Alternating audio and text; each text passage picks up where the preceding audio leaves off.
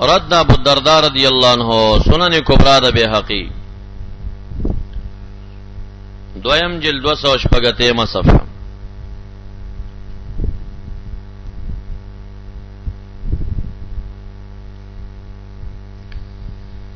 اخبرنا ابو عبد الله الحافظ قال حدثنا علي بن حمشاز قال حدثنا يزيد بن الهيثم قال حدثنا ابراهيم بن ابي الليث الاشجعي عن سفيان عن ثور بن يزيد بن ابي عون قال راى ابو الدرداء امراه ابو الدرداء رضي الله عنه ولد وزنانا بوجهها اثر مثل صفنة العنز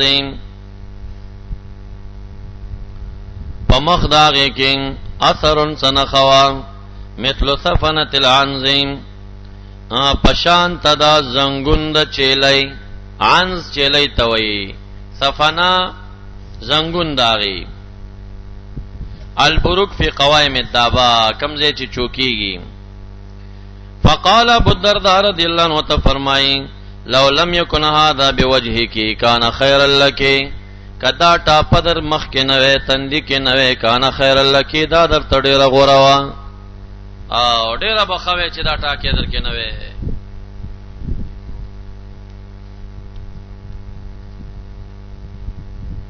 دا خو مصنف ابن ابي شيبم ذکر کړی دی پاول جلد 203 صفحه باندې او سنن بیهقی حواله مخکې ذکر شو دویم جلد 286 صفحه.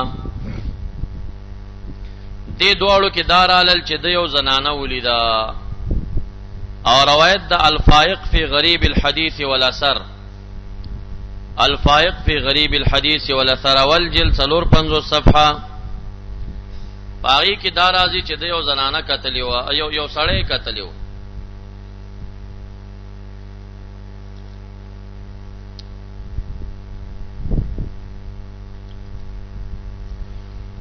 ان بدردار رجلا بین عینیه مثل صفنة البعیر. ابو الدرداء رضی اللہ عنہ ولید یو سړی چې داغه پتندی باندې پشان تد اغا زنگون د اوخ و چاپوا د اوخ زنگون غنی چاپه پکیوا. فقال لو لم يكن هذا كان خير او کنه دا نو ډیره بخوا.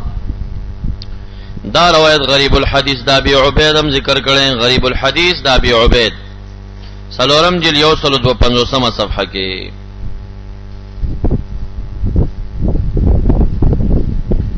غریب الحدیث لابن سلام سلورم جل 152.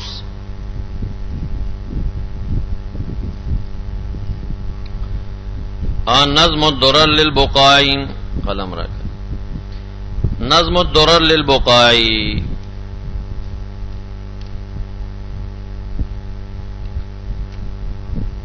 آتم جل 133 صفحه.